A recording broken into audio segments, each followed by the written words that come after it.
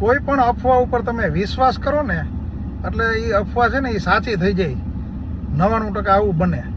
જેમ કે એક ઉદાહરણ આપું કે તમે કોઈ પણ એક XYZ બેંક ઉઠી ગઈ અથવા તો ઉઠી જવાની છે, જો એવી અફવા બજારમાં ફેલાવો તો બધાય ડિપોઝિટવાળા અને ખાતાવાળા છે ને એક સાથે બેંકે પહોંચી જાય અને બેંક ન ઉઠવાની હોય ને તોય ઉઠાડી દે.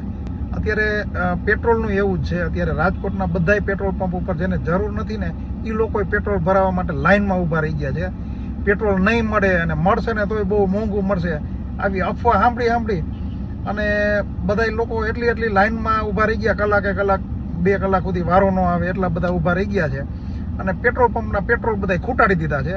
એટલે ખરેખર છે ને પેટ્રોલની સપ્લાય છે ને એ ઉપરથી મળે જ છે, ચાલુ જ છે. અમારા મિત્રો જે પેટ્રોલ પંપવાળા છે એને અમે પૂછ્યું ને તો એને એમ કીધું કે અમને ઉપરથી માલ મળવાનો જ છે, પણ ઉપરથી જેટલો માલ મળે એના કરતાં આ લોકો છે ભરાવાવાળા એ 15 દીનું પેટ્રોલ એક જ દીમાં ને 2 જ કલાકમાં જો ભરાવામાં લાઇનમાં લાગી જાય તો એ કે અમારા પેટ્રોલ પંપ ખાલી થઈ જ જવાના છે.